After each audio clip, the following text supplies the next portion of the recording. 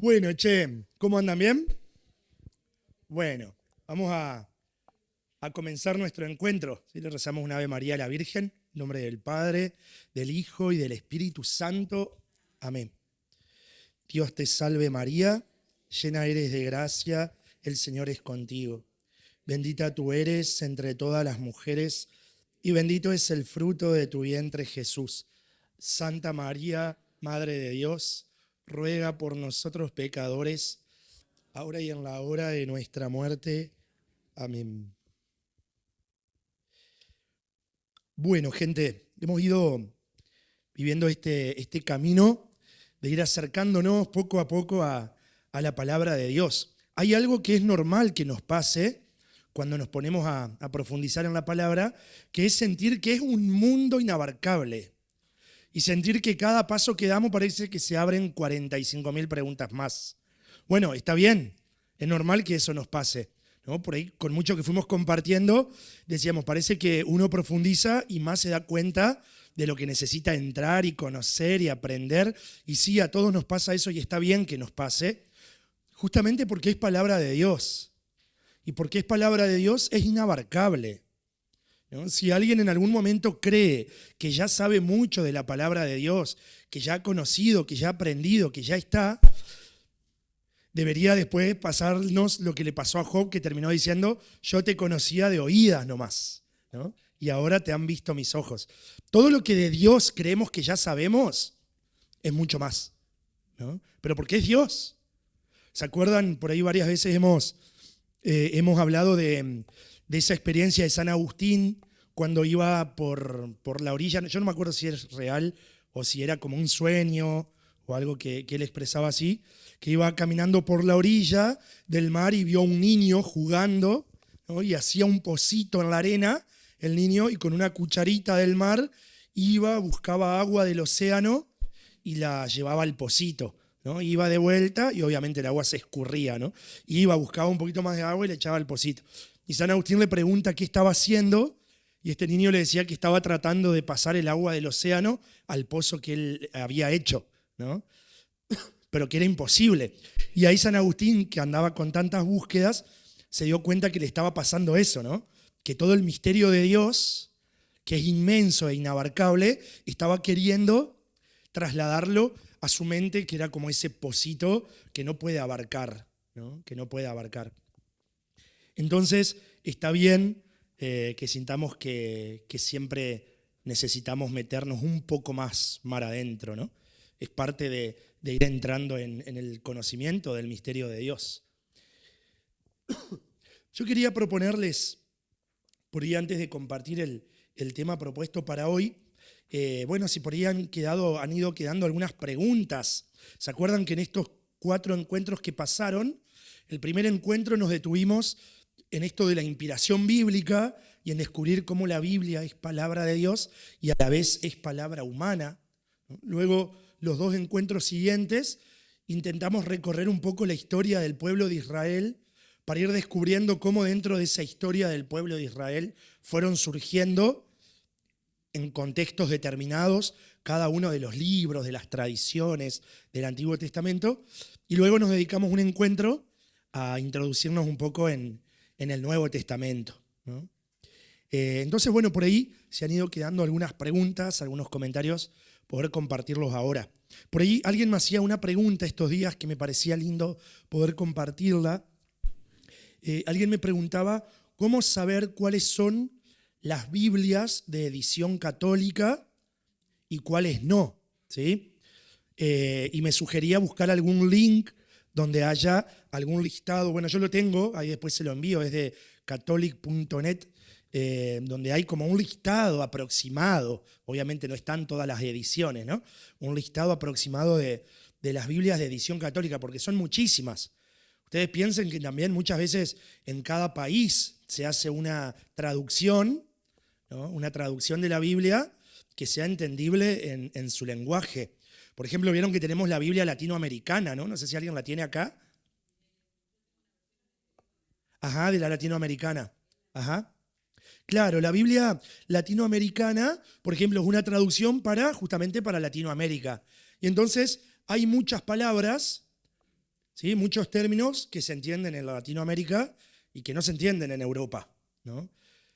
Acá nosotros, por ejemplo, en Argentina, la liturgia, ¿sí? La liturgia, las celebraciones de la misa y demás, porque vieron que en todas las celebraciones de la liturgia hay palabra de Dios, ¿no? Y leemos en la misa, bueno, de qué traducción o de qué edición son las lecturas en la misa en Argentina del libro del pueblo de Dios, que creo que es la que tiene la mayoría, ¿sí? El libro del pueblo de Dios, por ahí si nos tenemos que comprar una Biblia, no sé si es la más recomendable, pero como es la que se usa en la liturgia, lo vamos a leer igual que como lo escuchamos en la misa. ¿Hay alguna Biblia de edición católica que no sea recomendable? No, están todas las Biblias que tenemos de edición católica, todas se pueden usar, ¿sí? No hay ningún problema. Pero el libro del pueblo de Dios tiene una traducción más propia para nosotros, ¿no? Algunos tienen por ahí la Biblia de Jerusalén.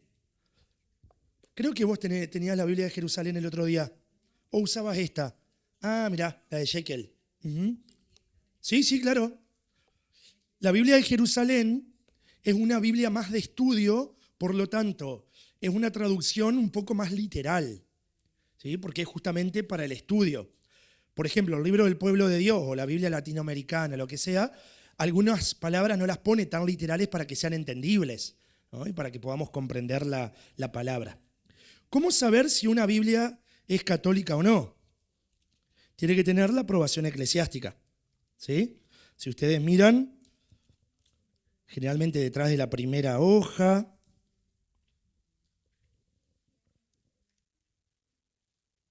o de la segunda hoja,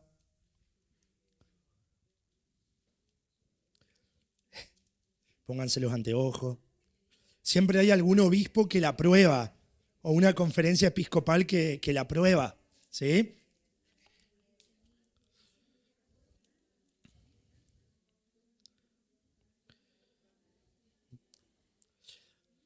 Bueno, además, en la Biblia católica están los libros deuterocanónicos, que alguna vez hablamos de eso, aunque no lo profundizamos mucho, y en la Biblia que usan las otras confesiones cristianas no están los deuterocanónicos.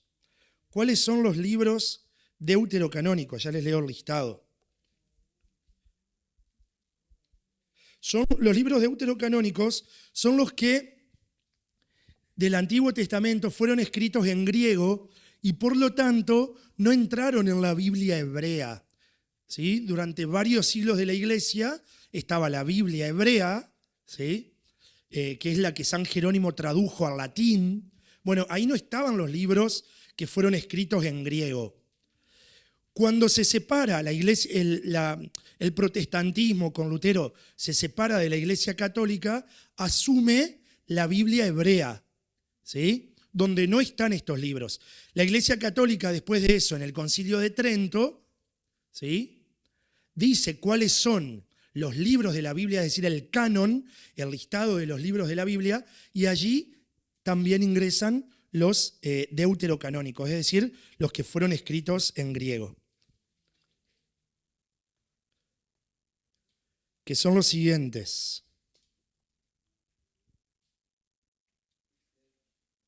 Por ejemplo, Esther, sí. Ajá, esos. Macabeos. Sabiduría. Ajá. Bien. Bien, vamos de vuelta entonces. Tobías. Judith. Sabiduría. Eclesiástico. Baruch. Primer libro de Macabeos.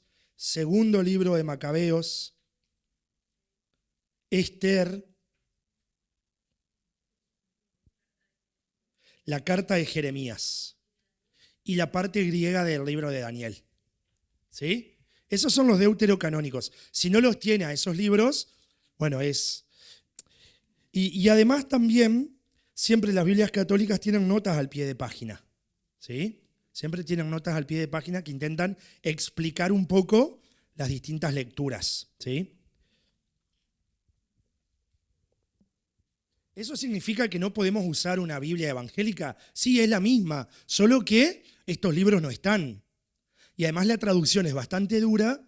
También se habla de Dios como Jehová, ¿no? ¿Se acuerdan cuando hablamos del nombre de Dios? Cómo se hizo esa deformación, ¿no? Entonces se habla de Dios como Jehová y ese no es, podríamos decir, el nombre que Dios le revela a Moisés, ¿no?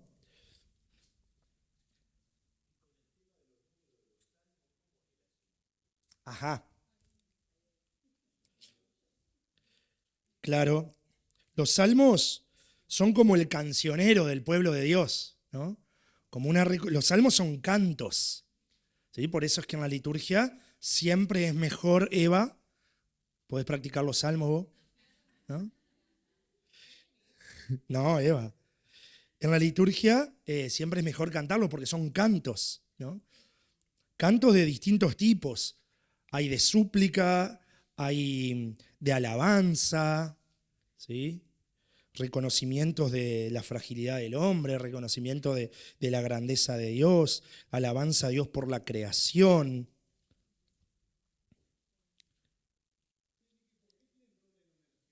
Claro. Vieron que hasta el Salmo 9, ¿sí? Hasta el Salmo 9 tenemos doble numeración. Una numeración es propia de la Biblia hebrea. Vieron que les decía que hasta el siglo XV, XVI estaban los que seguían la Biblia hebrea o los que también integraban los deuterocanónicos. Y la otra numeración es propia de la Biblia que recibe también los deuterocanónicos. Eran como dos maneras distintas de numerar en estas dos ediciones, podríamos decir, ¿no? La Biblia hebrea seguía una numeración y las versiones griegas o latinas seguían otras. Entonces se mantuvieron los dos números. Generalmente el Salmo 10, paréntesis 9, es el Salmo 9, el menor. Claro, claro, claro. No, entonces, el Salmo 22, todos sabemos cuál es el Salmo 22. ¿Cómo dice? El Señor es mi pastor, nada me puede faltar. Pero si vamos al Salmo 22, es Salmo 23, paréntesis 22. Se le puede llamar de cualquiera de las dos maneras, pero por una cuestión de ponernos de acuerdo, le solemos usar el número menor, digamos, ¿no? Y bueno, sí, porque no está mal llamarlo. Generalmente se conoce como el Salmo 22, pero no está mal llamarlo con el otro número, ¿no? Es como una cuestión como de acuerdo nomás, ¿sí? Hasta el 147, me parece, es doble. A ver. Sí. Después sigue también con un solo número, del 148 al 150. Es hermoso poder rezar con los salmos.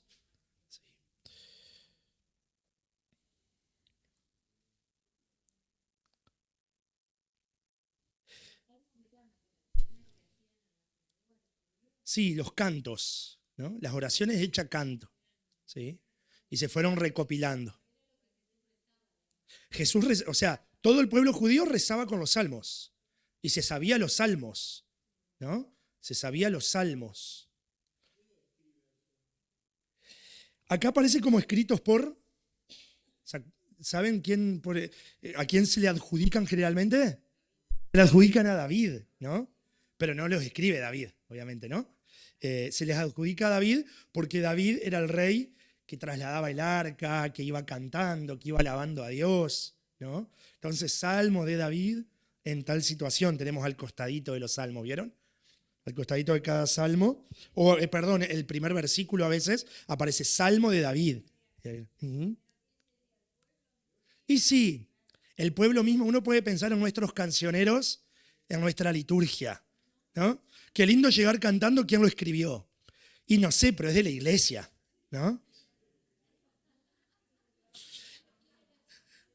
Y el pueblo lo fue recibiendo como palabra de Dios, ¿no? O sea, como Dios diciéndonos cómo orar, ¿no? Dios diciéndonos cómo dirigirnos a Él en la oración. Jesús en la cruz reza un salmo. ¿sí? Jesús cuando está crucificado, siempre Jesús reza los salmos, ¿no? Como todo judío, Jesús siempre reza los salmos.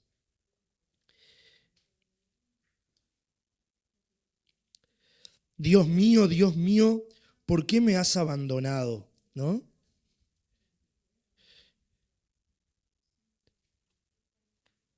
Es el Salmo 23, 24 entre paréntesis 23.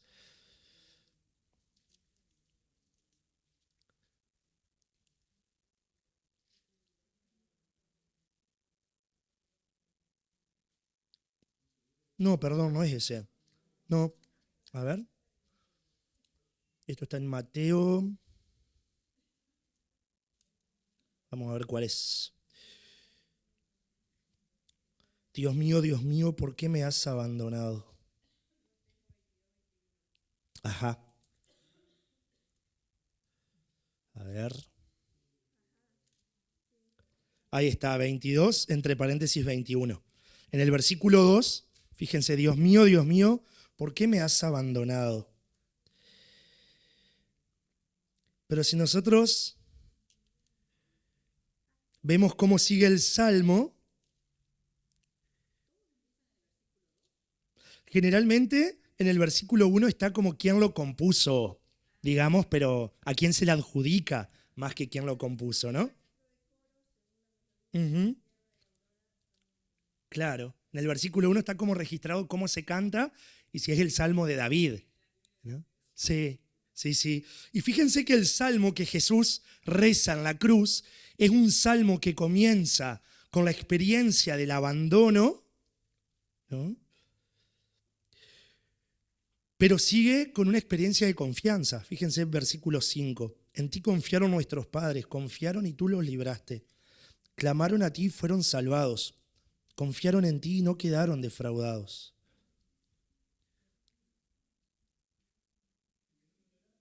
Salmo 21, 22 entre paréntesis 21. Y termina con una alabanza. Termina con una oración de alabanza.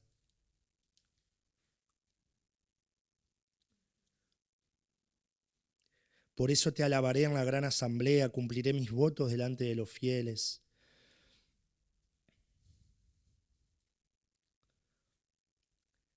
Es el salmo que cantamos también el Viernes Santo. Por eso la liturgia de las horas, ¿sí? La oración oficial de la iglesia, la liturgia de las horas, está hecha de salmos, ¿no? Es rezar con palabra de Dios. Bueno, ¿qué más ha ido quedando por ahí? Ajá. ¿Qué hace en la Biblia el cantar de los cantares?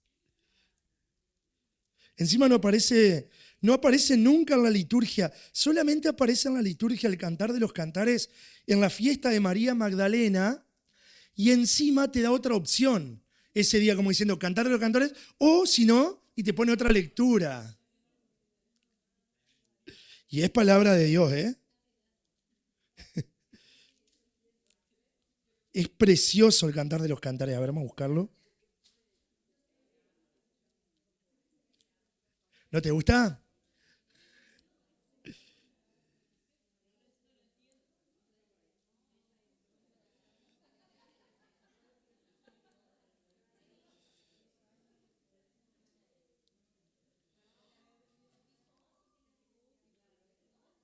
El cantar de los cantares narra una historia de amor, ¿no? El cantar de los cantares narra una historia de amor entre un amado y una amada, que se buscan mutuamente, que uno se esconde del otro, ¿no?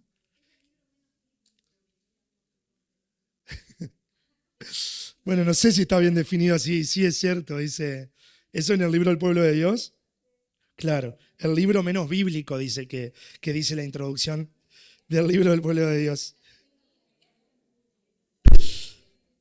Pasa que, claro, el libro del Cantar de los Cantares en ningún momento habla directamente de Dios, ¿no? En ningún momento habla directamente de Dios.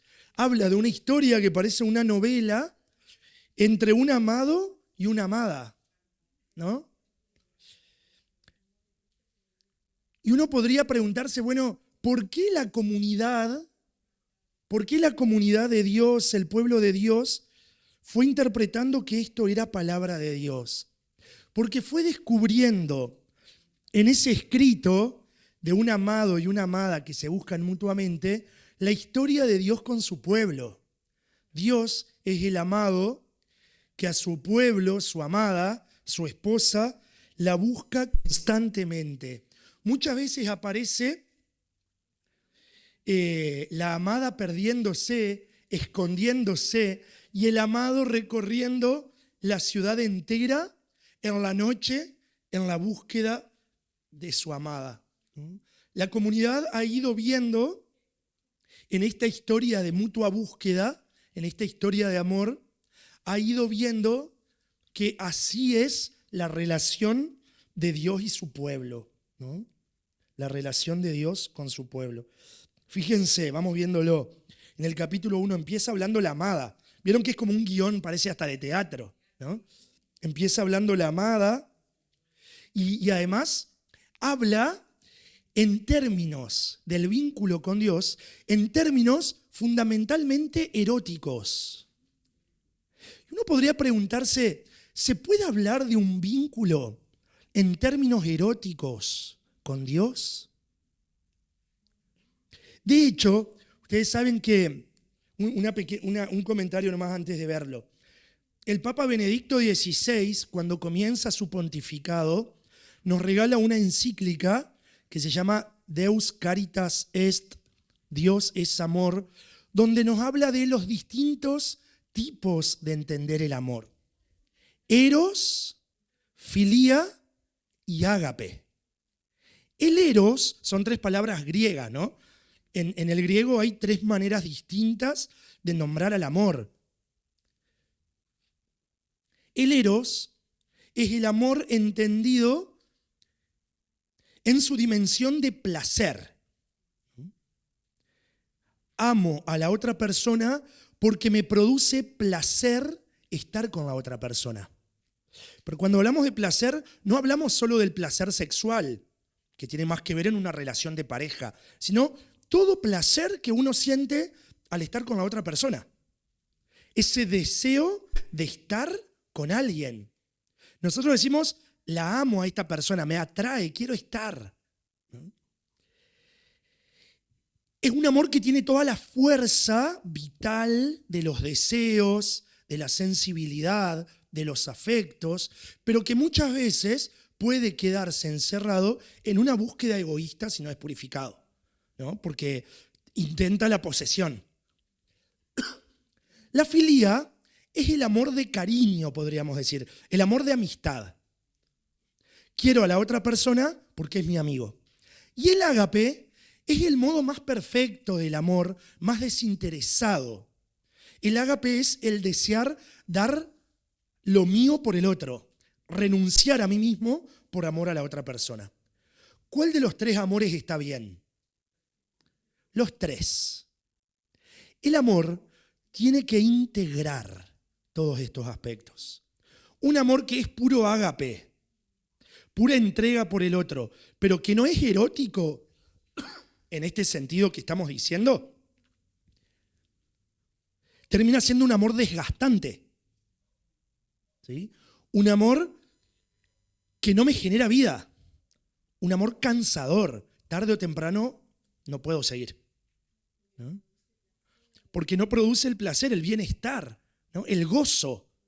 Un amor que sea solamente erótico y que no tenga nada de ágape es un amor totalmente infantil, ¿no? Totalmente infantil y egoísta, ¿no? Totalmente egocéntrico, ¿no? Narcisista. Entonces es necesario que los amores se integren. El libro del Cantar de los Cantares nos expresa de una manera muy clara esta dimensión del amor, ¿no? Esta dimensión del amor. Fíjense, comienza en el capítulo 1 diciendo la amada, que me bese ardientemente con su boca, porque tus amores son más deliciosos que el vino. Sí, el aroma de tus perfumes es exquisito. Tu nombre es un perfume que se derrama. Llévame contigo, corramos. El rey me condujo en sus habitaciones. Fíjense las imágenes que usa. La habitación del rey. Gocemos y alegrémonos contigo. Celebremos tus amores más que el vino. ¿Cuánta razón tienen para amarte? Una mujer enamorada de su amado, ¿no? Pero si ahora sentimos que es la iglesia la que lo dice por Cristo, esa es la mirada a la luz de Cristo, ¿no? ¿Se acuerdan que veníamos diciendo que todo el Antiguo Testamento se entiende a la luz de Cristo, que es la plenitud de la revelación? Versículo 5. Es medio gracioso. Soy morena, pero hermosa.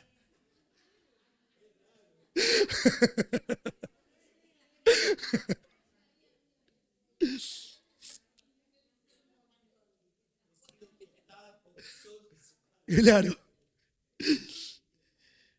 Está tratando de justificar su ser morena, ¿no? Y ahora le habla el amado, fíjense.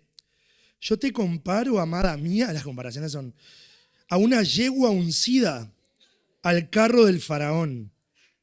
Qué hermosas son tus mejillas entre los aros y tu cuello entre los collares. Luego le dice el amado, versículo 15, qué hermosa eres, qué hermosa eres. Tus ojos son palomas. Y la amada también le responde, qué hermoso eres, amado mío. Eres realmente encantador. Qué frondoso es nuestro lecho. ¿Vieron? Acá está toda esta terminología propia de una característica erótica del amor. Ahora ya vamos.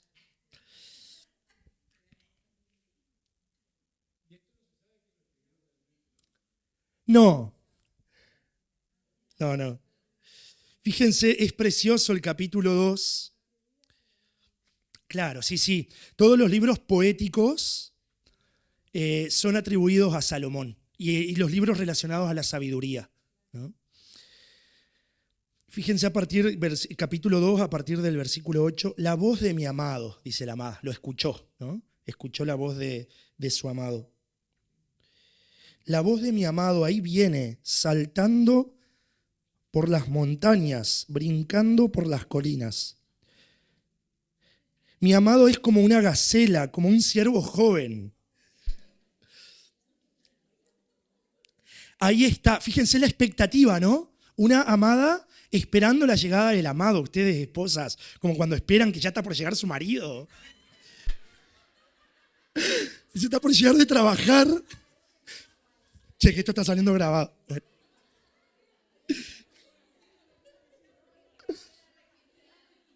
Mañana, cuando esté por llegar su marido, le leen esto. Fíjense, ahí se detiene detrás de nuestro muro, mira por la ventana, espía por el enrejado. Y fíjense ahora, es tremendo. Habla mi amado y me dice, levántate, amada mía, y ven, hermosa mía, porque ya pasó el invierno, cesaron y se fueron las lluvias, aparecieron las flores sobre la tierra, llegó el tiempo de las canciones y se oye en nuestra tierra el arrullo de la tórtola. Y sigue, paloma mía que anidas en las grietas de las rocas, en lugares escarpados, muéstrame tu rostro, le dice el amado, déjame oír tu voz, porque tu voz es suave y es hermoso tu semblante. Es precioso. No, pobre. Claro, es romántico. Sí, claro. Háganlo leer el Cantar de los Cantares a ver si se inspiran. Ahora, a partir del capítulo 3, aparece una historia de separación, de pérdida, ¿no? Capítulo 3, versículo 1. En mi lecho durante la noche busqué al amado de mi alma, lo busqué y no lo encontré. Luego habla el amado que entonces sale a buscarla. ¿Mm?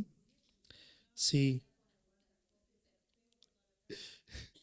Hasta que la encuentra, ¿no? Y ahí el amado nuevamente le habla a la amada. Después, a partir del capítulo 5, el gozo de haberse encontrado, del pertenecerse el uno al otro.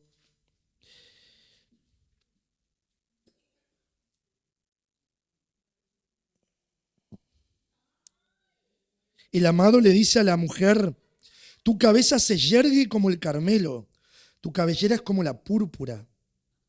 Un rey está prendado de esas trenzas. Tu, ajá, tu talle se parece a la palmera, le dice el amado a la amada. Fíjense entonces, hasta qué punto es humana la palabra divina, ¿no? Hasta qué punto la palabra de Dios asume y no desprecia nuestra humanidad. ¿Por qué? Se lee, decía, el día de María Magdalena. María Magdalena aparece en el Evangelio como una mujer que ha sido perdida, que ha sido lastimada en el desamor hasta que fue encontrada por Cristo. Y aquel día de la resurrección se quedó llorando fuera del sepulcro, quedó llorando el haber perdido a su amado, ¿no? El haber perdido a su amado, hasta que Jesús sale a su encuentro, le pronuncia su nombre y ella lo reconoce, ¿no? O sea, María Magdalena podría ser la iglesia, podríamos ser nosotros, en el desencuentro y en el encuentro sanador de Cristo en nuestra vida, ¿no? Entonces es realmente precioso el libro del Cantar de los Cantares. La verdad que desconozco. El libro de los Números aparece a veces, sí. El Levítico se lee bastante poco porque en el Levítico, está dentro del Pentateuco, en el Levítico hay mucha legislación en torno al culto. Bueno, muy bien. ¿Qué otra cosita por ahí?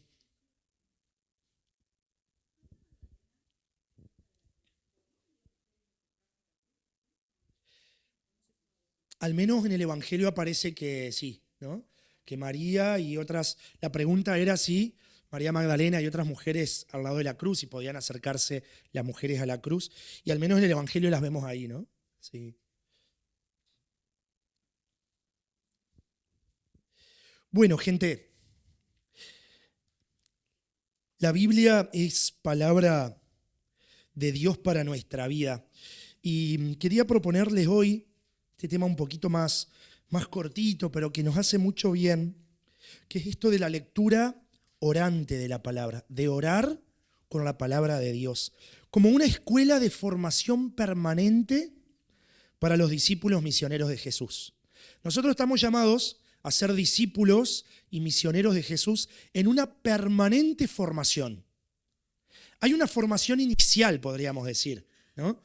Hemos ido a catequesis, nos han enseñado ahí en la iniciación cristiana. Por eso la catequesis no es catequesis de comunión, no es la catequesis de confirmación, ¿no? Que a veces decimos primero comunión, segundo comunión. Bueno, no es catequesis de comunión o de confirmación, es catequesis para la iniciación cristiana. Es decir, para aprender a iniciarnos en ser discípulos de Jesús. ¿Sí?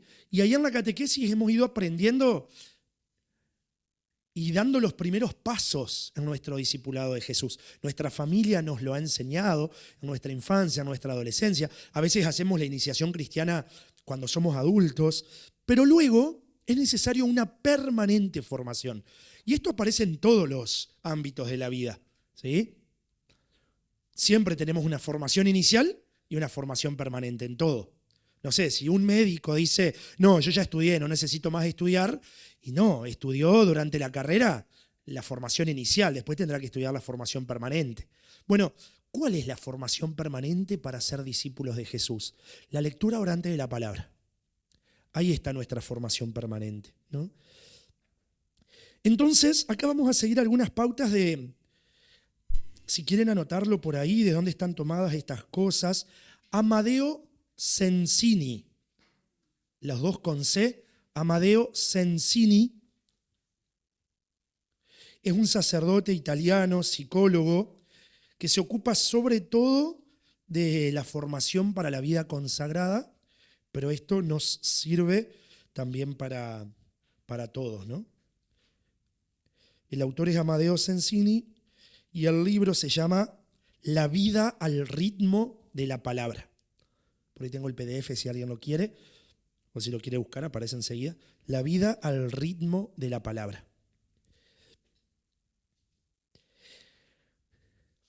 Hay una lectio significa lectura, ¿no? De ahí viene la lectio divina, que lo conocemos. Hay muchísimas maneras o métodos o formas de orar con la palabra de Dios, ¿sí? Alguna está mal y otra está bien, no. Mientras nos ayude a orar con la palabra, vamos para adelante. Vamos a ir ahora sacando algunos elementos que este sacerdote, el padre Amadeo Sensini, nos comparte. Una lectio matutina, dice ahí el punto 1, ¿no? Cada día, cada mañana, comenzar con la palabra de Dios. La lectura orante de la palabra está llamado a ser como nuestro alimento cotidiano, ¿no? Alguna vez decíamos como nuestro desayuno. A veces tenemos tiempo para dedicarle un poco más, a veces es mientras voy en el auto, a veces es un ratito, pero qué lindo si cada mañana podemos encontrarnos con la palabra de Dios, ¿no? La palabra del día, dice Sensini, es mañanera por su propia naturaleza, porque contiene y desvela la vocación de quien la lee.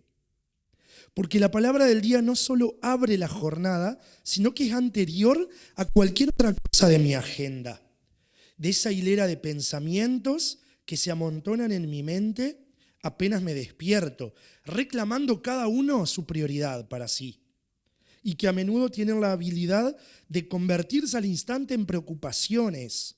Y al mismo tiempo, la palabra de este día es lo que da sentido y pone orden a lo que haré durante la jornada, lo que me infunde inteligencia y vuelve atento mi obrar.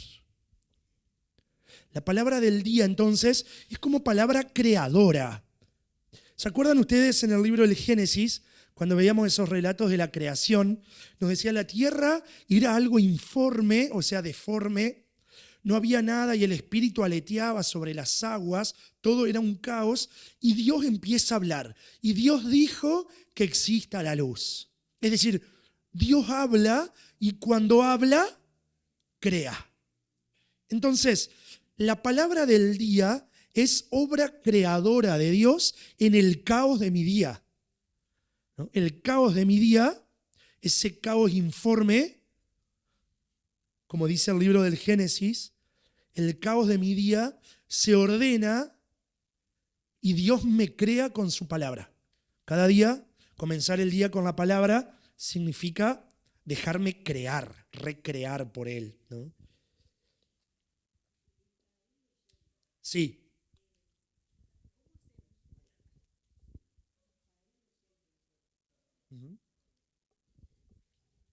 Sobre todo para la grabación, entonces es más. Para leerlo día a día, ¿cómo hacemos para leer? Porque no podemos abrir la Biblia en cualquier lado y decir, hoy me toca esto. O sea, ¿cómo sería el proceso, digamos, para ir leyendo todos los días? Lo más recomendable es el Evangelio del día, ¿no? El Evangelio del día me permite encontrarme con una palabra que no es la que yo elijo. Porque si yo elijo qué quiero escuchar, es más fácil, ¿no? Más o menos voy buscando los textos que me felicitan por lo bien que voy, entonces voy contento. Bien. Abrir al azar. Bien, los del movimiento de la palabra van a estar de acuerdo con ese método. Y está bien, es un método, pero también es bueno porque a ver, donde abra voy a encontrar palabra que Dios me dice, ¿no? O sea, no voy a decir, ay, no, esto Dios no me dice, no, porque es palabra de Dios. Todo es palabra de Dios, ¿no? Pero nos permite vivir en orden y en comunidad el Evangelio del día. Porque yo sé que esta palabra no la estoy rezando solo yo. La está rezando el cristiano que ahora está en Afganistán, la está rezando el estadounidense, la está rezando el Papa en Roma, ¿no? Estamos toda la iglesia orando con esta palabra. Entonces nos permite también esa comunión y nos permite ir recorriendo todo el Evangelio. La palabra del día, el Evangelio del día, recorre en un par de años el Evangelio entero, ¿no? La primera lectura con el Antiguo Testamento, no el Antiguo Testamento entero, pero sí gran parte. Entonces, nos da orden. Después podemos también, junto a la palabra del día, complementarla con esta lectura más al azar, ¿no? ¿Cómo le llaman, Delphi? Pedir la palabra, ¿no?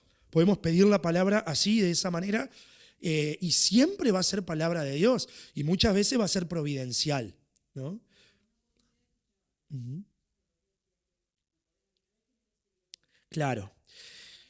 Hay que, hay que tener en cuenta que muchas veces podemos estar como con una mirada fundamentalista, de decir, ahora Dios me está mirando, así que me va a decir acá, ¿no?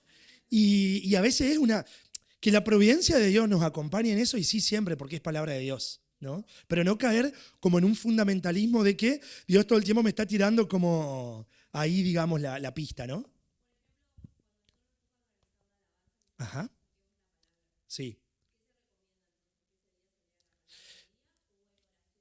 Y cuando un momento, claro, cuando hay un momento de oración en comunidad, uno puede elegir qué texto de acuerdo a qué se está viviendo, ¿no? Porque una cosa es la lectura, la oración personal, y otra cosa es la lectura en comunidad, donde uno puede decir, bueno, hoy en comunidad queremos dejarnos iluminar en este aspecto de nuestra vida. Bueno, buscar también en la palabra de Dios qué me ilumina, ¿no? Entonces, cuando es un momento de oración comunitaria, una celebración comunitaria, podemos buscar así, ¿no? Porque decimos, no sé, estamos trabajando la esperanza. Bueno, busquemos qué nos dice la palabra de Dios sobre la esperanza. Queremos trabajar el perdón. Bueno, busquemos qué nos dice la palabra de Dios sobre el perdón. Entonces, eso está bien, ¿no? Podemos buscar de acuerdo a lo que vemos en comunidad que necesitamos trabajar y que quisiéramos que la oración gire en torno a eso, ¿no? Pero nuestra oración personal es bueno que siempre vaya siguiendo este ritmo. La palabra del día nos da ritmo, ¿no? Nos da el ritmo cotidiano, el pan de cada día, ¿no? El pan de cada día es como un ritmo ordenado, que no tengo que estar todo el tiempo inventando qué, sino que busco la palabra del día y rezo ahí, ¿no? Y el Evangelio entre semana es continuado. Bien, bien. Perfecto. Ahora vamos a ver un poquito algunos pasos que nos propone este sacerdote, ¿sí? De cómo rezar con ese texto, ¿no? Sí. Ujú. Eso.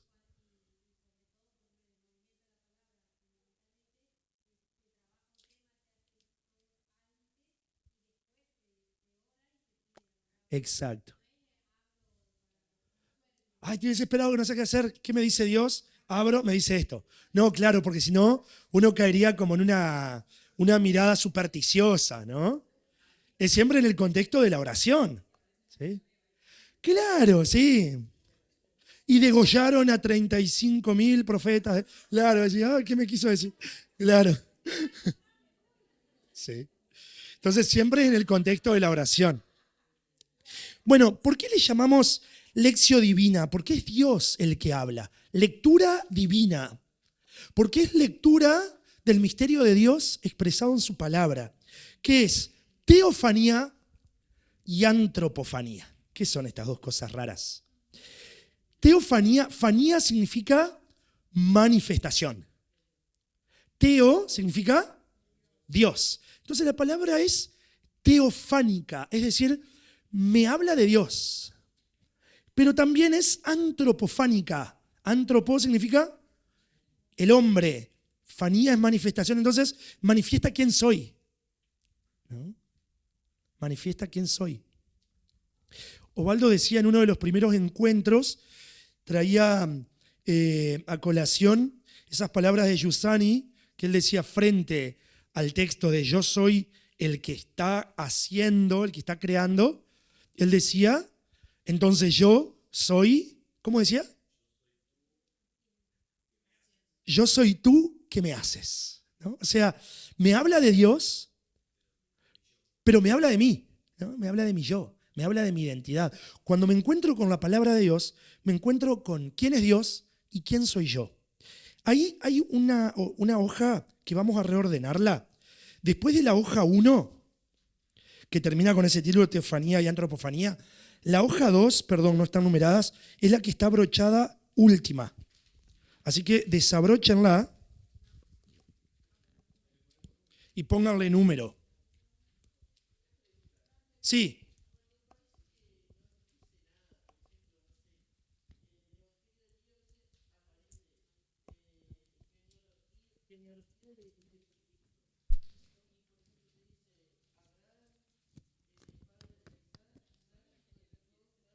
Sí. Claro.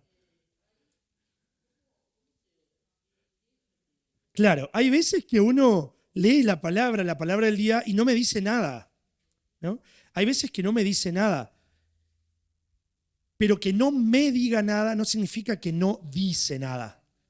A mí en este momento no le estoy encontrando luz, pero no significa que no la tenga, ¿no? Entonces habrá que permanecer en esa palabra, ya vamos a ir un poquito a eso ahora. Habrá que permanecer durante el día, por ahí algo me va diciendo. Ahí viene bien algún comentario, pero no arranquemos con el comentario de otro cura que me habla del Evangelio. A veces empezamos el día, antes de escuchar el Evangelio, escuchamos qué dice el Padre tanto, ¿no? Porque claro, si otro me dice qué me dice Dios a mí, ya me lo resuelve. Pero en realidad no me estoy dejando interpelar por la palabra, porque ese comentario es lo que le dijo al Padre, ¿no? Entonces, primero poder encontrarme yo con la palabra y después también me ayuda un comentario, obviamente, ¿no? Pero primero encontrarme yo con la palabra. En esos casos nos puede ayudar un comentario cuando no le encuentro la vuelta, ¿no?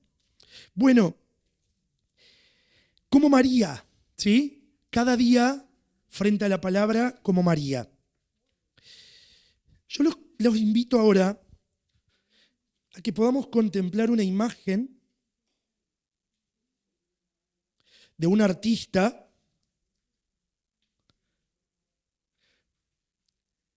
Rubnik, ¿sí? Un artista que hace mosaicos.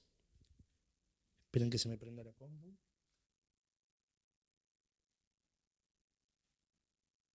Y en una capilla de los deonianos está este ícono, este mosaico hecho por este artista de la anunciación, ¿sí? El ángel anunciándole a María.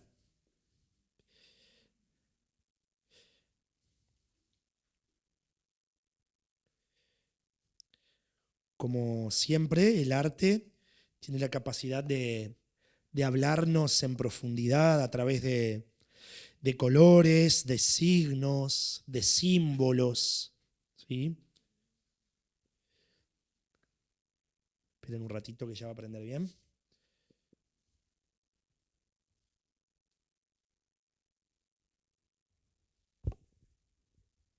Escuchar la palabra creadora de cada día, recibir cada mañana la palabra como María.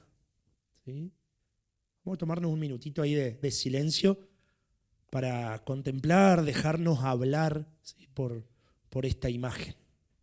Por ahí quedarnos con algún detalle, alguna expresión.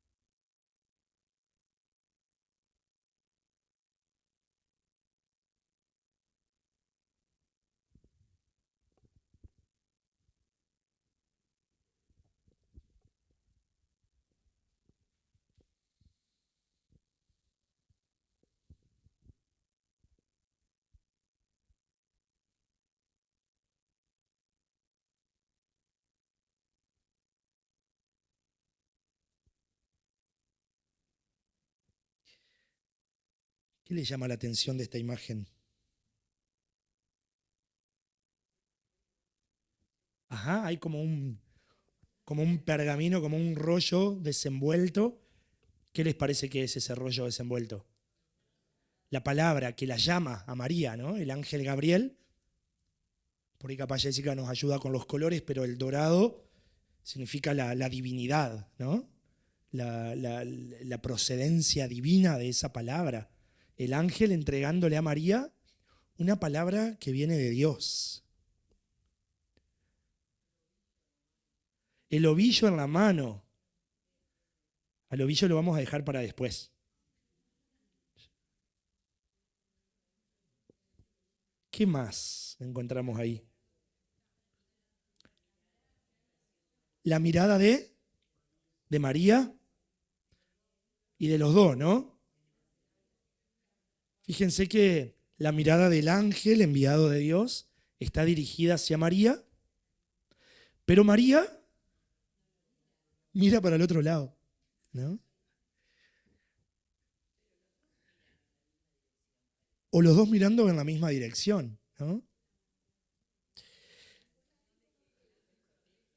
Ajá, esa sensación de una protección con el ala, que lo está cubriendo, la está cubriendo con el ala, pero a la vez cuidando que no la toque, ¿no? Bueno, ajá, como desenredando, ¿no? Y tejiendo ahí con la mano. Bueno, es la turbación de María, ¿no? Frente a la palabra de Dios, María dice quedó turbada. Frente a una palabra incomprensible, María queda sin comprender. ¿No? Esa turbación humana frente a la palabra que Dios me da. Pero que a la vez, dice el padre Sensini, se convierte en confianza, porque hay una mano abierta como quien acoge la palabra recibida como un regalo, ¿no? La mano está abierta recibiendo esa palabra que se le da, aunque no la comprende del todo, ¿no? Como convencida María de que se trata de una palabra de iniciativa divina, aunque no la comprende del todo.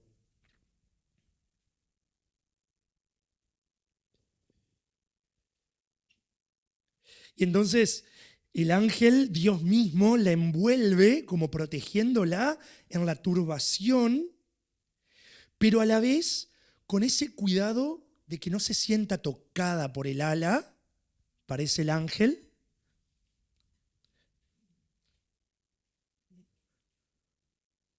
para no hacer ningún ruido a María, ¿no? No le hace ningún ruido y no le produce ningún temor, ¿no? Como cuidando que el ala no la toque. Un Dios que no invade nuestra humanidad cuando nos habla, ¿no? Pero que sin embargo me envuelve, sin invadirme, ¿no? Sin invadirme. Entonces, turbación en María y a la vez disponibilidad. Turbación y disponibilidad.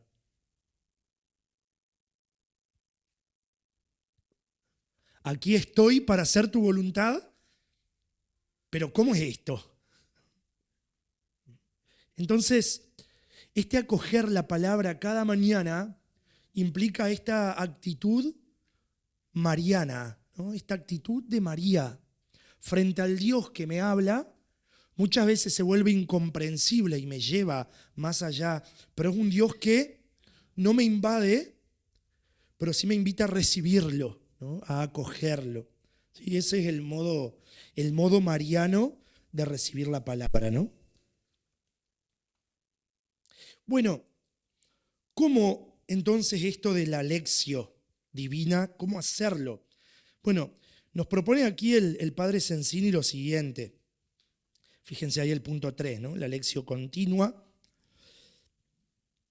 Por ahí quienes conocen el método de la lección divina, leer, meditar, contemplar y actuar, ¿sí? O orar, ¿sí? Y escribir. El padre Sensini nos propone como integrarlo un poco más en el día a día, ¿no? Entonces, la lección a lo largo del día.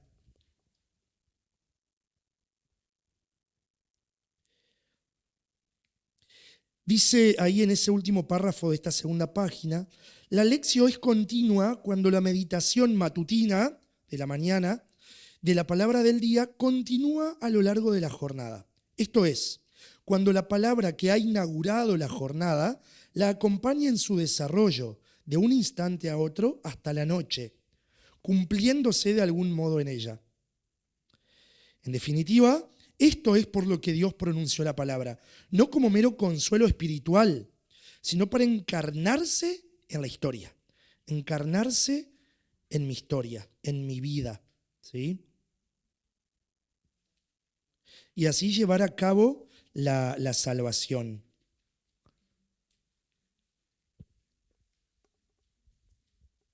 Después la hoja que sigue es la que dice la palabra fecundada por los acontecimientos. Esa es la que sigue.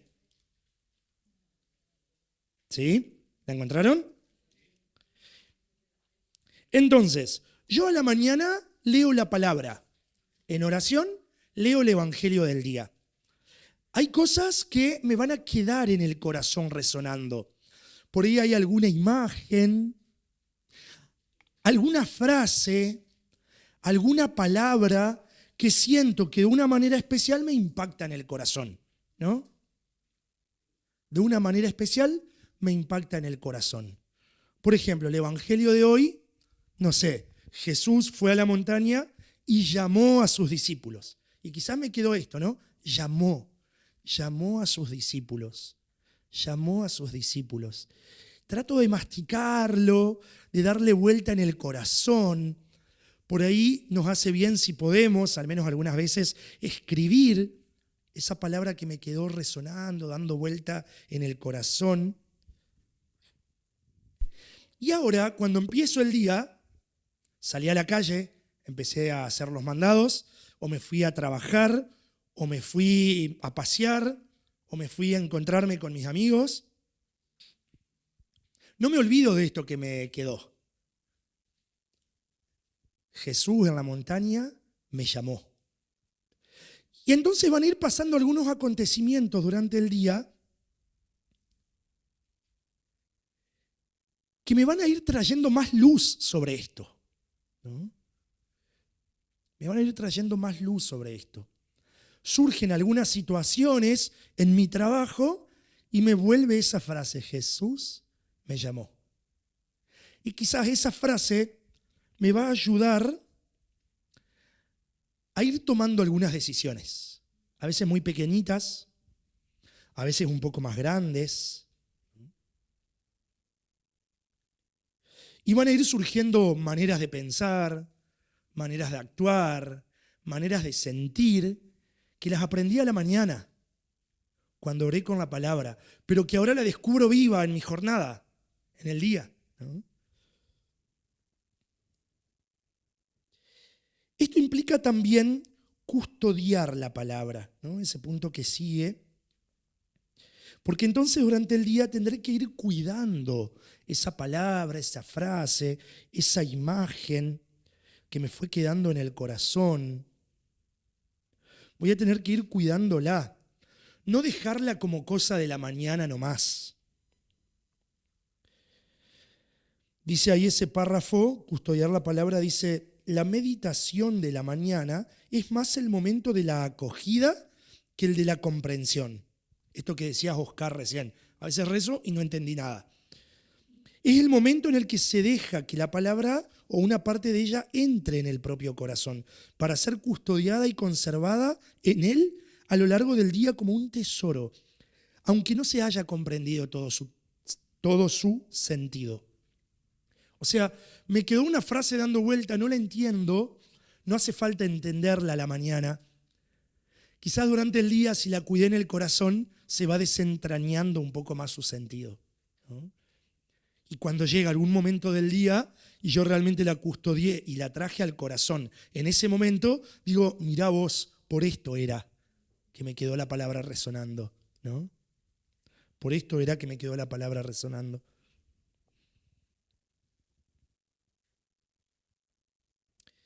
donde dice permanecer en la palabra. Fíjense, esta imagen es linda, ¿no? Dice, esa misma palabra conservada, custodiada, tendrá que convertirse durante el día de manera concreta en la raíz de cada gesto y pensamiento, de cada sentimiento y deseo, de modo que en el ser y en el obrar de la persona todo encuentre en ella su propia fuente y fuerza, como si estuviera plantado en ella.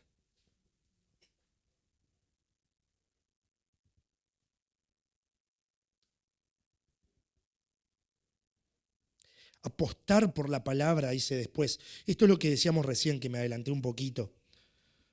Dice, el siguiente paso en este camino es la referencia explícita a la palabra del día cuando hay que tomar alguna decisión a lo largo de la jornada. Convertir la palabra en criterio de discernimiento durante el día.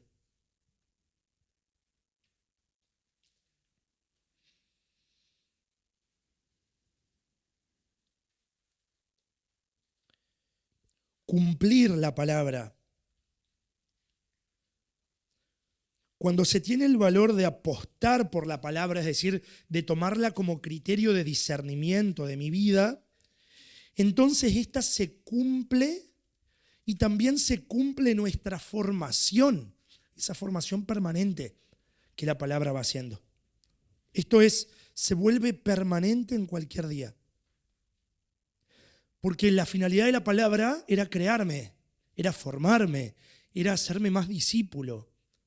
Y ahí se cumple el cometido de la palabra, ¿no?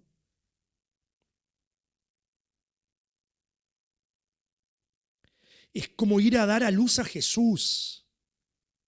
¿Sí? Cuando aposté por la palabra y la convertí en mi criterio de discernimiento.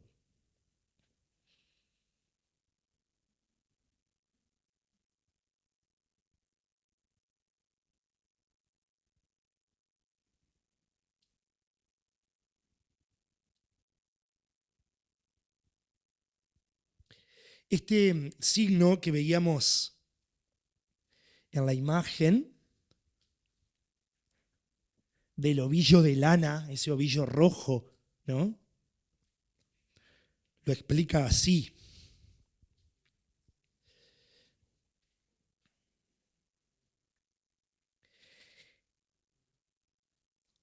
María con un ovillo de lana roja en la mano que apoya discretamente sobre su seno, mientras que el hilo, en parte desenrollado del ovillo, llega a la otra mano, que está abierta para indicar la conformidad de la Virgen.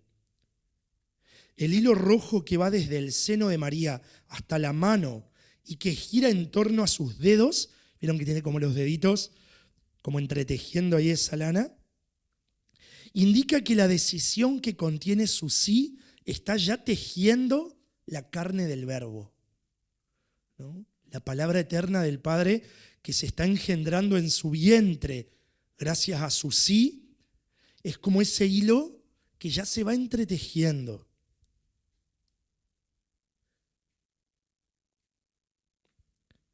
Es el misterio de la encarnación, un gran misterio que puede caber en la pequeña y limitada medida de cada uno de nuestros días, de cada una de nuestras decisiones.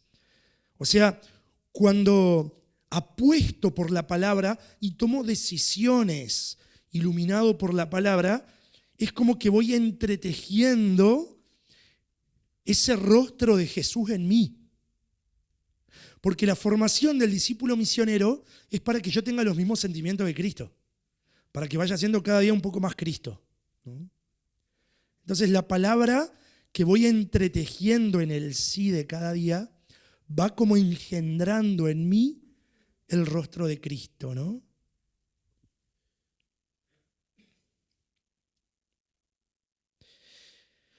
Contemplar la palabra. Llego a la noche y ahora puedo encontrar la palabra con más riqueza que la mañana, ¿no? A la mañana contemplé la palabra escrita y orada. Ahora a la noche no solo tengo la palabra que Dios me pronunció, sino el día con todos sus acontecimientos. Y puedo encontrar esa palabra con un poco más de riqueza. A la mañana me quedé con que Jesús me dijo y Jesús llamó a sus discípulos. Y me di cuenta durante el día que hay un llamado particular que Dios me hizo. Comprendí más la palabra. Y quizás siento que aposté por ella. O quizás siento que no pude apostar por la palabra, que no pude encarnarla. Bueno, ese es el último punto, el examen delante de la palabra. El poder examinar el corazón, por dónde fui encarnando y viviendo la palabra y por dónde me costó más. Bueno, uno ve este esquema y parece que uno tiene que ser monje para poder hacer esto durante todo el día y encima todos los días. Pero uno lo puede ir viviendo así como muy cotidiano, ¿no? O sea, es esto. A la mañana rezar con la palabra y quedarme con algo. Y acá cada uno tenemos tiempos distintos. Alguno podrá hacerlo en 5 minutos a eso. Alguno podrá prepararse un mate, prender una velita y sentarse. Algunos días podremos hacerlo, a veces no podremos hacerlo. Y después lo llevaré durante... ¿Cómo? Hay que poner el despertador media hora antes, si no... Bueno, esa no es tan fácil. Y entonces, a la mañana, ese momento de oración, lo que pueda, durante el día ir custodiando, ir estando atento, y a la noche, un ratito más para mirar el corazón, cómo estuvo a la luz de la palabra. Y ahí me doy cuenta, queriendo o sin querer, que Jesús se me va encarnando, ¿no? Jesús se me va encarnando paso a paso. Bueno, por ahí puede ser una manera de ir cada día orando con la palabra. Claramente hay días que uno tiene un poco más de tiempo para hacerlo. Quizás el día que tengo adoración al Santísimo, ¿no? Hay momentos... Después yo le paso el PDF. Él habla, el padre Sensini habla del ritmo matutino, el ritmo diario, ¿no? De todos los días, el ritmo semanal, con el centro ¿dónde? En la palabra del domingo, ¿sí? En la Eucaristía, en la misa del domingo, y el ritmo anual, con el centro en la Pascua, y con el centro también en algún retiro, algunos ejercicios que uno puede hacer en el año, ¿no? Entonces, me voy dejando llevar por un ritmo, ¿no? Diario, semanal, anual, ¿no? Que me va de alguna manera como formando permanentemente el corazón en la palabra.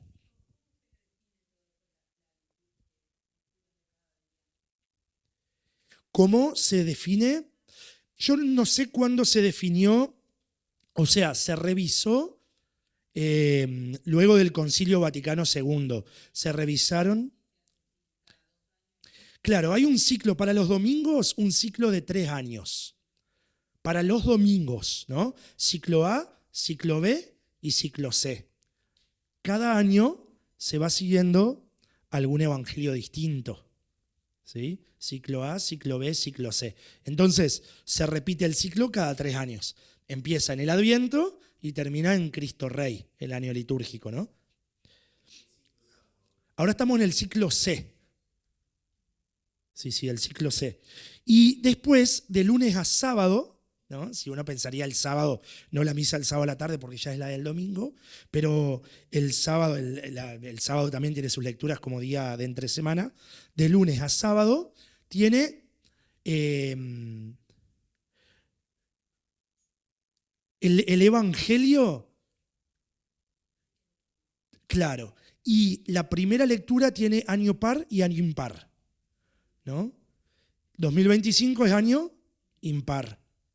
Entonces, hay un ciclo de 2 años en la primera lectura y en el Salmo.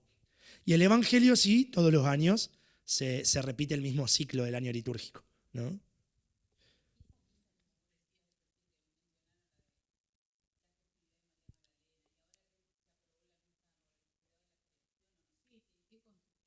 Claro, porque hay, dentro del año litúrgico hay tiempo ordinario, ¿sí?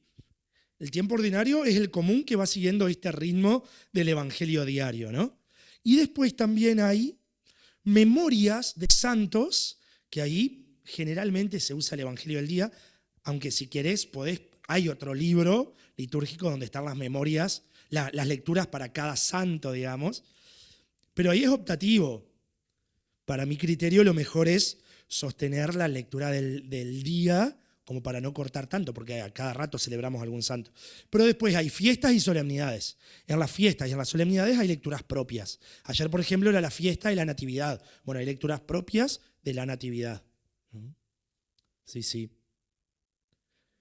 Que ahí de alguna manera como que te salís de esa continuidad, digamos, claro. Sí, sí.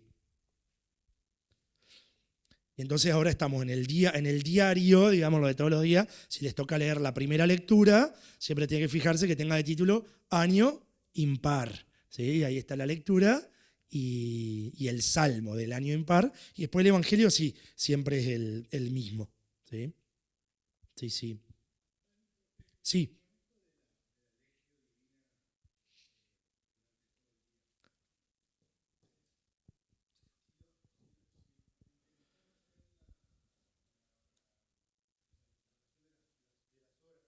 Liturgia de las horas.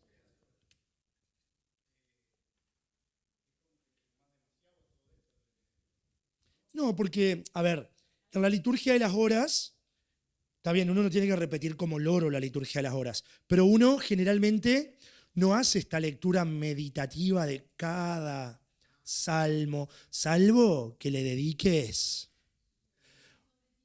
Claro, sí es bueno no repetir como loro cosas que no estoy rezando, pero uno no hace este detenerse.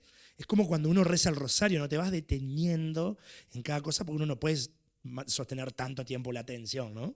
Entonces la liturgia de las horas es rezar con palabra de Dios, sobre todo con los salmos, pero no es que uno se va deteniendo a meditar y a contemplar una lección más detenida en cada cosa, ¿no? Claro, sí, sí, la lectura breve de la liturgia de las horas son 2 o 3 renglones. Sí, sí. Tenés generalmente un himno, que es un poema, digamos, después tenés 3 salmos, después tenés una lectura breve, tenés el cántico, que también es palabra de Dios, y después unas preces, ¿no? Pero todo lo que es palabra de Dios no es que uno se va deteniendo. En todo caso, ahora hay que ir buscando síntesis, ¿no? Sí, sí. O sea, de alguna manera también, porque en la palabra de Dios todo tiene que ver con todo. Y todo se relaciona con todo, ¿no? Ujú. Bueno, muy bien, che. ¿Qué más quedó por ahí a la vuelta?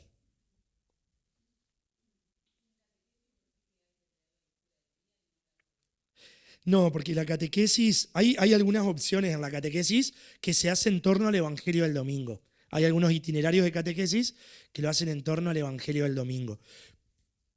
Pero acá cada parroquia puede elegir el itinerario, ¿no?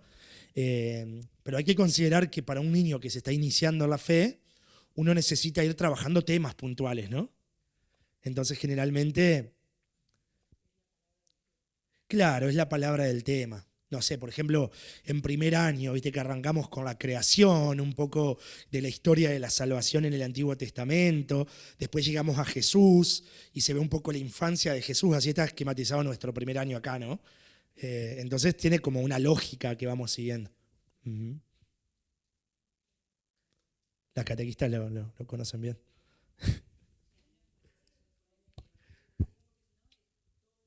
Claro, y sí, sí, sí, sí.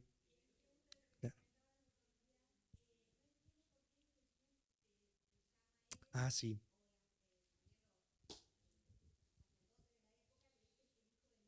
Ujú.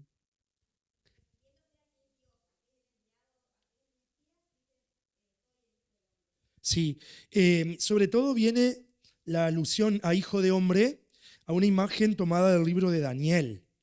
¿Sí? El libro de Daniel presenta una profecía, como una visión de Daniel, donde él ve llegar entre las nubes a un hijo de hombre que viene a asumir el reinado, que es una imagen del Mesías en el libro de Daniel. La expresión hijo de hombre significa un ser humano, un hombre, ¿no? Entonces, Daniel habla así, viene del cielo entre las nubes, pero es hijo de hombre. O sea, fíjense, ya en el libro de Daniel uno podría pensar como estas 2 naturalezas de Jesús, ¿no? O sea, viene entre las nubes, desde el cielo, las nubes hacen referencia a la divinidad, pero es un hijo de hombre, ¿no? Entonces, cuando se habla en el Evangelio de hijo de hombre, se hace referencia a esa imagen de Daniel, que está diciendo Jesús es hijo de hombre, es decir, es un ser humano, pero que es Dios, ¿no? Pero que es Dios, sí. Hay distintos nombres de Jesús, ¿vieron? A Jesús se lo llama el Cristo, que es lo mismo que el Mesías.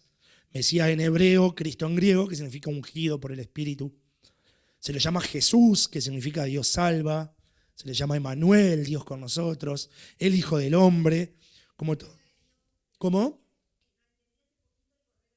El Cordero de Dios, ¿sí? El Cordero de Dios que quita el pecado del mundo.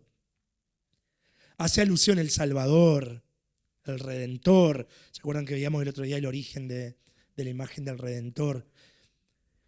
El Cordero de Dios hace referencia al Cordero que se ofrece, o sea, tiene como distintos significados en el Antiguo Testamento, porque el Cordero por un lado es la ofrenda, ¿no? La ofrenda que se inmola, el sacrificio, que se entrega, que cada año los sacerdotes ofrecían en el templo.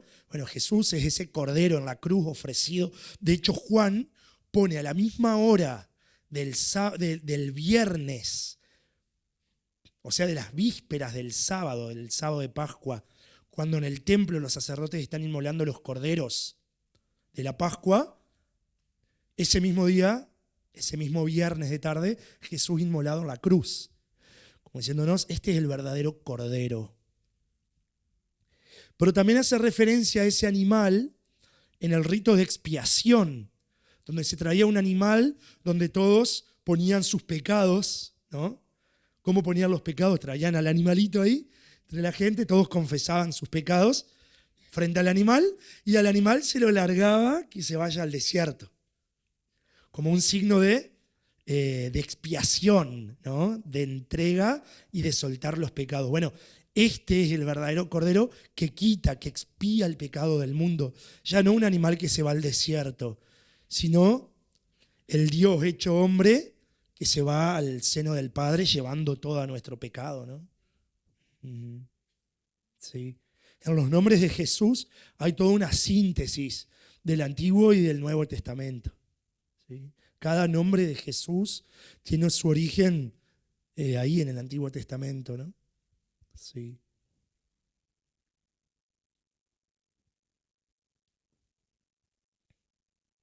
Bueno, gente querida, muchas gracias. Gracias a ustedes.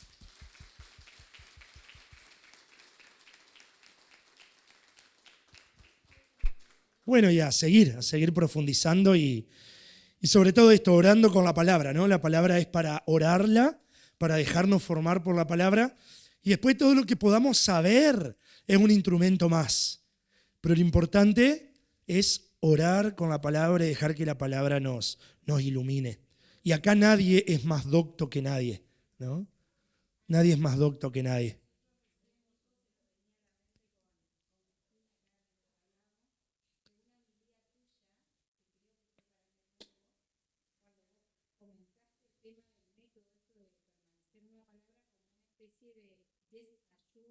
Uh-huh. Y a mí a partir de esa vez que lo contaste y que dijiste, bueno, de relacionar con la palabra, de permanecer durante el día, me acuerdo que llegué a casa, googleé y me salió justo el autor de Amadeo. Ahí quedé en evidencia de que había copiado la homilía y no lo cité.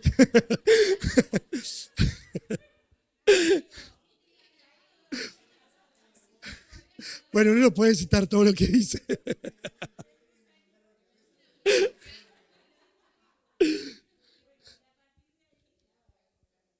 Sí, claro.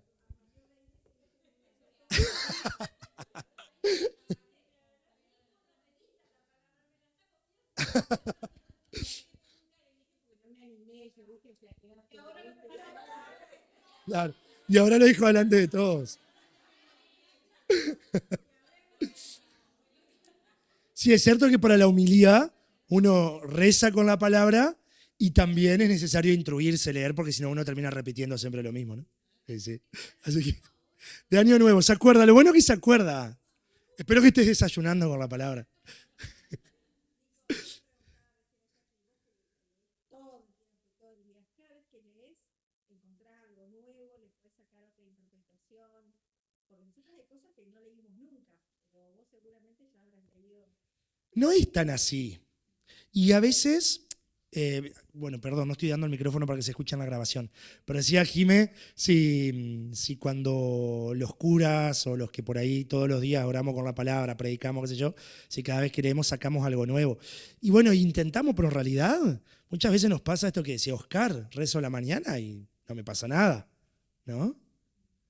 Y llega a la misa. Ustedes saben que a mí me pasa algo muchas veces que hay cosas que no comprendo o que no descubro de la palabra cuando la rezo solo, pero cuando la leemos a la palabra en la misa, con la comunidad, brota alguna luz, ¿no?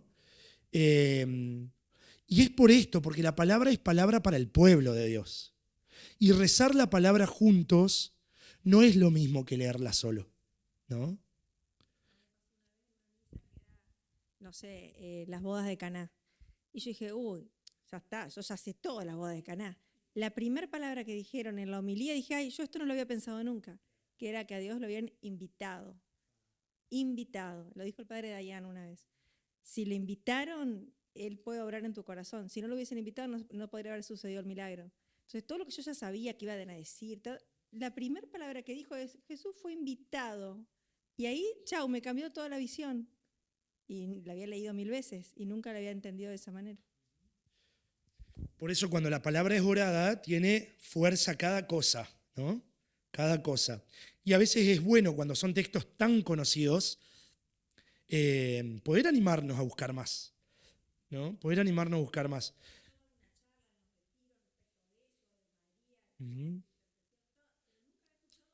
Por eso a veces, quienes más contacto tienen con la palabra todos los días, a veces más está el peligro de acostumbrarse y creer que, claro.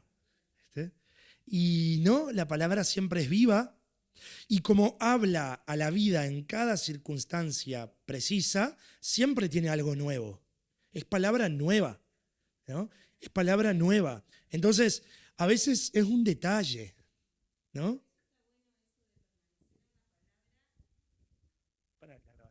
Por eso está bueno de eso de permanecer en la palabra y a la noche poder hacer, yo de ese tiempo lo estoy haciendo, y la verdad que me trae mucha luz, porque al inicio del día uno se encuentra con esas frases que te llaman la atención, que después, como vos decías, durante el día se te vienen momentos decisivos donde tenés que usar esa palabra entre comillas, y a la noche, el hacer ese ejercicio a la noche, me permite a mí como afianzar esa palabra que yo había leído. O sea que me parece genial este método, digamos, por llamarlo de alguna manera.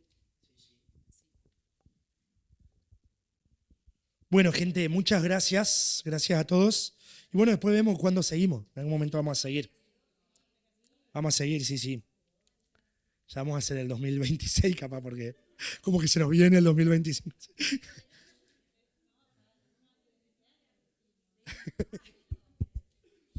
Sí, bueno, gracias a cada uno. Les cuento también que, obviamente que no es lo más importante, pero no quería dejar de contárselo, el aporte que han hecho económico ha sido un aporte muy bueno y que nos va a permitir, todavía no lo hemos empezado, estamos esperando que el arquitecto nos termine de dar ahí algunas cositas, ya va a servir para hacer el muro, ¿sí? Un muro que para el Jardín Corazón Inquieto, que sería el Centro Pastoral San Antonio, ¿no? Que había una zona ahí abarrotada de cañas que se nos venían, y bueno, hubo que sacar todas esas cañas porque por la suciedad y demás en el lugar, y además un lugar donde hay muchos niños siempre, y entonces hay que hacer un muro que divida, ¿no? Y que cierre, y que ya sea pared de lo que queremos empezar a construir del edificio propio para el jardincito. Corazón Inquieto en el Centro Pastoral San Antonio. Así que bueno, con los aportes y algunos beneficios que en el Centro Pastoral se han venido haciendo, ya nos da prácticamente para el muro. Así que gracias también por eso, porque bueno, es muy lindo poder sentir que también es fruto esto de la comunidad, ¿no? aprendemos, compartimos uno con otros y a la vez nos ayuda también en estas cosas, ¿no? Así que gracias también por eso. Muy bien. Sí, la bendición. El Señor esté con ustedes. Y por intercesión de María Santísima, custodia de la palabra, mujer de la escucha, mujer del silencio orante, mujer fecunda, descienda sobre todos nosotros la bendición de Dios que es Padre, Hijo y Espíritu Santo. Amén. Gracias, gentes.